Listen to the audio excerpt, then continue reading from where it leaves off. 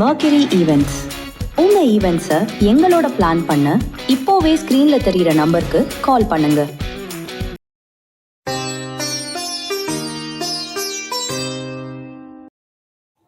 ஓம் சரணாகத தீனார்த்த பரித்ராண பராயணே சர்வஸ்யார்த்திகரே தேவி நாராயணி நமோஸ்துதே. வணக்கம் நேயர்களே, இது மகாலட்சுமி ஜோதிடம் வழங்கும் காலச்சக்கரம். உங்கள் அன்பு ஜோதிடர் ஸ்ரீராம்ஜி பேசுகிறேன்.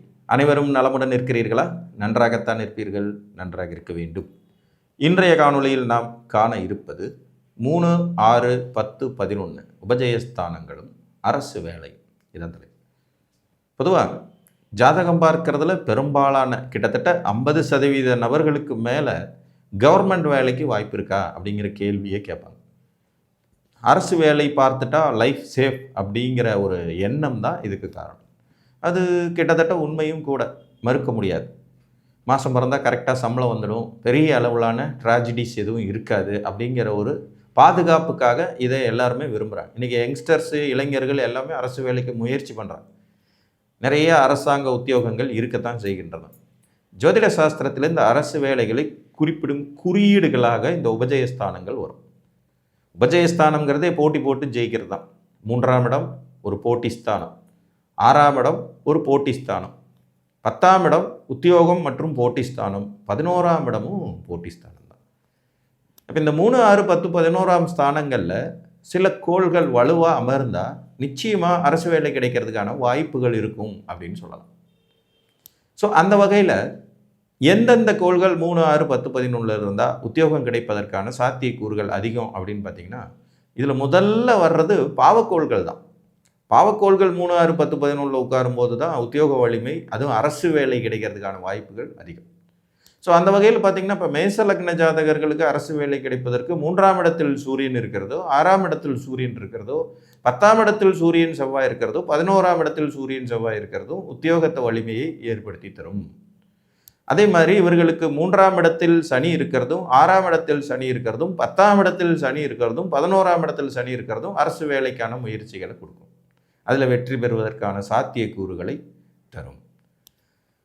ராகு கேதுகளை நம்ம அரசு வேலையோட கம்பேர் பண்ணி பார்க்க முடியாது. ஏன்னா இவங்க 2 பேரும் அரசாங்கத்துக்கு எதிரான கிரகங்கள்ங்கிறதுனால இந்த 3 பாவிகளில் மேச லக்னத்திற்கு செவ்வாய் மிதுனம், கன்னி, இது 2 அவருக்கு ஆகாத வீடுங்கிறதுனால அவரை தவிர்த்து மீதி இருக்கிறவங்க யார் வேணாலும் மிதுனம், கன்னியில் உட்காரலாம். சனியோ அல்லது சூரியனோ. அதே மாதிரி 10ஆம் வீடுங்கிற உத்தியோகஸ்தானத்திலையும் அமரலாம்.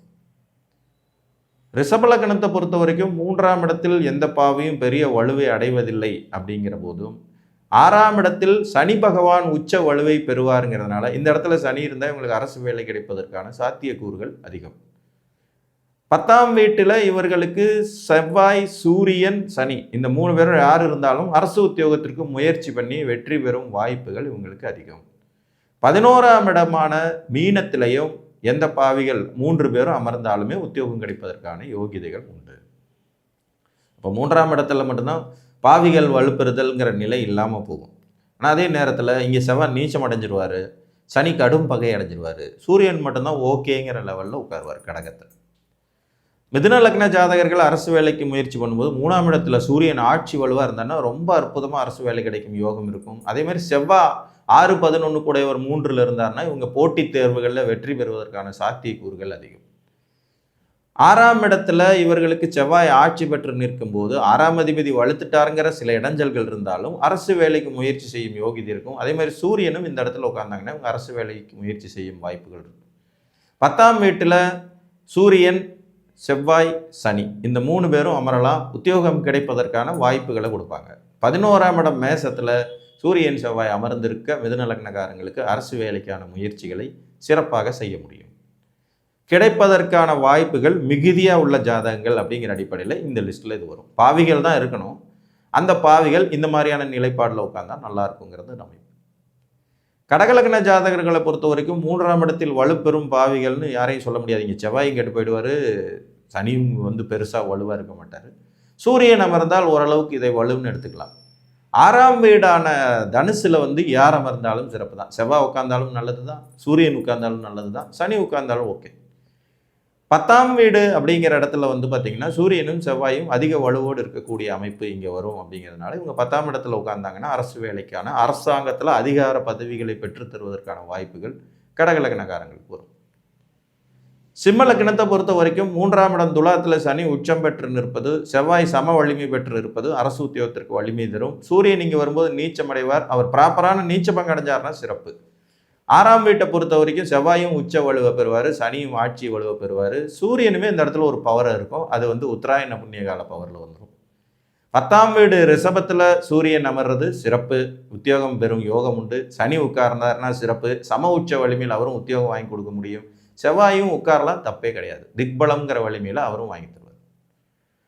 கன்னிகா லக்னத்தை பொறுத்த வரைக்கும் 3 விருச்சிகத்தில் செவ்வாய் உட்கார்றது, சூரியன் உட்கார்றதும் அரசு உத்தியோகத்துக்கு முயற்சி செய்யும் அமைப்புகளை கொடுக்கும். 6ஆம் இடம் கும்பத்தில் சூரியன் மற்றும் சனி இவர்கள் அமரும் போது, அதாவது சூரியனும் சனியும் ஒன்றா உட்கார்ந்துருக்கிறதுன்னு அதுக்கு அர்த்தம் இல்லை. சூரியன் தனியாகவும் இருக்கலாம், சனி தனியாகவும் இருக்கலாம். இவங்களுக்கு உத்தியோகம் வாங்குற யோகம் இருக்கும். செவ்வாயும் இங்கே சம உச்ச வலிமை பெறுவாருங்கனால சிறப்பு. 10ஆம் வீடு சூரியனுக்கு வலுவான வீடு, சனி பகவானுக்கு சம வீடு, நட்பு வீடு, ஒன்றும் பிரச்சனை இருக்காது. செவ்வாய்க்கு திக்பல வலுவை தரும் வீடுங்கிறதுனால இவர்கள் இங்கே அமரலாம், தப்பில்லை. 11ஆம் இடத்துல சூரியனுக்கு மட்டுமே நல்ல வலு அப்படிங்கிற அமைப்பில் இந்த நிலையில் கிரகங்கள் இருந்தால் இவங்க அரசு வேலைக்கு முயற்சி பண்ணலாம். துலா லக்னத்தை பொறுத்த வரைக்கும் தனுசு வீடான 3ஆம் இடத்துல சூரியன் செவ்வாய் சனி 3 பேர் உட்கார்ந்தாலும் அரசு உத்தியோக முயற்சிகள் பலிதமாகும். 6ஆம் இடம் மீனத்தில் சூரியன் சனி செவ்வாய் உட்கார்ந்தாலும் அரசு உத்தியோக இது பலிதமாகும். 10ஆம் வீடான கடகத்தில் சூரியன் அமர்ந்தால் மட்டுமே அரசு உத்தியோகத்திற்கான யோகம் கிடைக்கும். ஏன்னா இங்கே செவ்வாயின் நீச்சமாக போயிடுவார். நீச்சம் மற்றும் திக்பலங்கிறதுனால எப்படியாவது ஷார்ட் ரூட்டில் போய் உத்தியோகம் வாங்குறதுக்கான முயற்சிகள் மட்டும்தான் எடுக்க முடியும். சனிக்கு இங்கே கடும் பகை வீடுங்கனால அதை நம்ம எடுத்துக்க முடியாது. 11ஆம் இடத்துல வந்து இவங்களுக்கு சூரியனும் உட்காரலாம், செவ்வாயும் உட்காரலாம். உத்தியோகம் வாங்கி தர்ற பவரை ஏற்படுத்துவாங்க. உபஜயஸ்தானங்களில் பாவிகள், அதுதான் இதனுடைய சூட்சமும். அதுலேயும் யார் எங்கே இருந்தால் சிறப்புங்கிற அமைப்பு. விருச்சிக லக்னத்தை பொறுத்த வரைக்கும் 3ஆம் இடத்துல செவ்வாயை வலுப்பெறுவார், சனியும் இங்கே வலுப்பெறுவார், சூரியனும் வலுப்பெறுவார். இந்த 3 பேரில் யார் உட்கார்ந்தாலும் உங்களுக்கு அரசு உத்தியோக முயற்சிகளில் ஈடுபடலாம். 6ஆம் இடத்துல சூரியனும் வலுப்பெறுவார், செவ்வாயும் வலுப்பெறுவார். சனி தான் அங்கே நீச்சமாவாருங்கனால அவங்க 2 பேரும் யாராவது உட்கார முடியும். 10ஆம் வீட்டில் இவர்களுக்கு சூரியன் திக்பலத்தையும் சனி திக்பலத்தையும் ஆட்சி மூல திரிகோணத்தையும் சூரியன் பெறுவார். இங்கே செவ்வாயும் சூரியனும் விருச்சிக லக்னத்துக்கு 10ஆம் இடத்துல நல்ல வலுவை பெறுவார்கள். சனி கடும் பகைங்கனால அவரை இங்கே எடுத்துக்க முடியாது. 11ஆம் இடம் கன்னியில் வந்து சூரியனுக்கு மட்டுமே வலுங்கிறதுனால இது மாதிரி அமைப்பில் இருந்தால் விருச்சிக லக்னக்காரங்களுக்கு உத்தியோக வலிமை கிடைக்கும். 3ஆம் இடம், 6ஆம் இடம், 10ஆம் இடம், 11ஆம் இடம். தனுர் லக்னத்தை பொறுத்த வரைக்கும் கும்பம் 3ஆம் இடமாக வர்றதுனால இந்த இடத்துல சூரியனும் அமரலாம், சனியும் அமரலாம், செவ்வாயும் அமரலாம், சிறப்பு. 6ஆம் இடமான ரிஷபத்திலையும் சூரியன் அமரலாம், சூரியன் அமரலாம், செவ்வாயும் அமரலாம், சனியும் அமரலாம், சிறப்பு. 10ஆம் இடமான கன்னியில் வந்து சூரியன் அமரலாம், சிறப்பு. சனியும் அமரலாம், சிறப்பு. செவ்வாய்க்கு அவ்வளவு சிறப்பு இல்லைன்னு சொல்லிடணும். 11ஆம் இடத்துலையும் இந்த 3 பேர் அமரலாம். அங்கே சூரியனுக்கு நீச்சபங்கம் ப்ராப்பராக கிடைச்சிருக்க வேண்டும். அப்போ இவங்க உத்தியோகம் பார்ப்பதற்கான தகுதி கொண்டவர்களாக, அரசு உத்தியோகத்திற்கு முயற்சி செய்து வெற்றி பெறும் வாய்ப்பு உள்ளவர்களாக இருப்பாங்க. மகர லக்னத்தை பொறுத்த வரைக்கும் 3ஆம் இடத்துல 3 கோள்களுக்கும் வலு உண்டு. செவ்வாய் இருக்கலாம், வலுவாக தான் இருப்பார். சூரியன் இருக்கலாம், வலுவாக தான் இருப்பார். சனியும் இருக்கலாம், ஓகே, நாட் பேட் அப்படிங்கிற அமைப்பில் இருப்பாங்க. 6ஆம் இடமான மிதுனத்தில் சூரியன் வலுவாக தான் இருப்பார், சனியும் வலுவாக தான் இருப்பார். செவ்வாய்க்கு இங்கே பவர் இருக்காது. 10ஆம் இடமான மகரத்தில் வந்து 10ஆம் இடமான துலாத்தில் சூரியன் நீச்சம் மற்றும் திக்பலம்ங்கிற வலுவை அடையணும். திக்பலம் அடைஞ்சார்னா சிறப்பு. மேலும் சனி பகவான் உச்ச வலுவே பெறுவார், இது சிறப்பு. செவ்வாயும் இருக்கலாம், இதுவும் சிறப்பு தான். 11ஆம் இடமான விருச்சிகத்தில் சனிக்கு அவ்வளோ பவர் கிடையாது. செவ்வாயும் சூரியனும் இருக்க அரசு உத்தியோக முயற்சிகள் பலிதமாகும். கும்பலக்னத்தை பொறுத்த வரைக்கும் 3ஆம் இடம் மேசத்தில் சூரியன் செவ்வாய் வலுதான், இவர்கள் இருக்கலாம். 6ஆம் இடம் கடகத்தில் செவ்வாய் நீச்சம் அடைஞ்சிடுவாருங்கிறதுனால சூரியனுக்கு மட்டும் வலு கிடைக்கும், சனிக்கும் அந்த இடத்துல வலு கிடைக்காது. 10ஆம் இடமான விருச்சிகத்தில் செவ்வாயும் சூரியனும் வலுப்பெறுவார்கள், இது சிறப்பாக இருக்கும். 11ஆம் இடத்துல தனுசில் வந்து 3 பேருமே இருக்கலாம். சனி இருக்கலாம், சூரியன் இருக்கலாம், செவ்வாய் இருக்கலாம். இந்த 3 கிரகங்கள் எது இருந்ததுனாலும் இவங்க உத்தியோகம் பெறுவதற்கு தகுதி உடையவர்களாவாங்க. அதுக்கான முயற்சிகளை செய்யணும். பொதுவாக உபஜயஸ்தானத்தில் சூரியன் இருக்கிறது எல்லா லக்னக்காரங்களுக்குமே ஒரு விதத்தில் சிறப்பு தான். 3, 6, 10, 11 உத்தியோகத்திற்கான ஆசைகளை தூண்டி விடுவார், முயற்சி பண்ண வைப்பார். கூட வலுவான செவ்வாயும் யாராவது ஒருத்தர் சேர்ந்துட்டாங்கன்னா அதில் வெற்றி அடையும் யோகிதைகளை கொடுப்பார். சுக்கிரன் சேர்ந்து இருக்கும்போதோ அல்லது குரு பார்த்து இருக்கும்போதோ இந்த வலுவின் அதிகம் பலன் நிறைய கிடைக்கிறதுக்கு வாய்ப்பு இருக்கும். மீன லக்னத்தை பொறுத்த வரைக்கும் 3ஆம் இடத்துல வலுப்பெறும் பாவிகள் அப்படின்னு பார்த்தோம்னா சூரியன் இங்கே இருக்கலாம், செவ்வாயும் இருக்கலாம், சனியும் இருக்கலாம், தப்பில்லை. இவங்க 3 பேருமே ஒரு சம வலுவோடு வேலை செய்யும் தகுதி கொண்டவங்களாக இருப்பாங்க.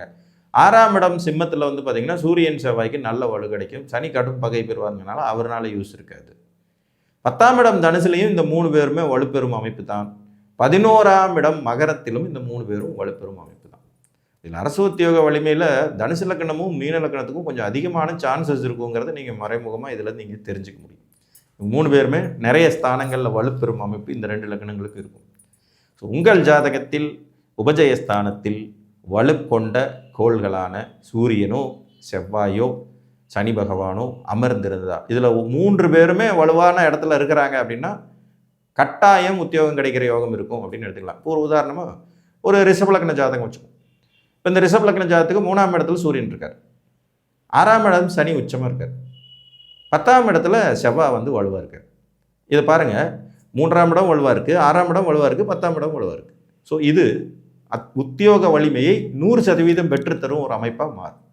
ஸோ இந்த அமைப்பில் உங்கள் ஜாதகம் இருக்கிறதா என்பதை பார்த்து அறிந்து கொள்ளுங்கள் என்று கூறி மீண்டும் ஒரு காணொலியில் உங்களை வந்து சந்திக்கும் வரை உங்களிடமிருந்து அன்புடன் விடைபெற்றுக் கொள்வது உங்கள் அன்பு ஜோதிடர் ஸ்ரீராம்ஜி. நன்றி, வணக்கம்.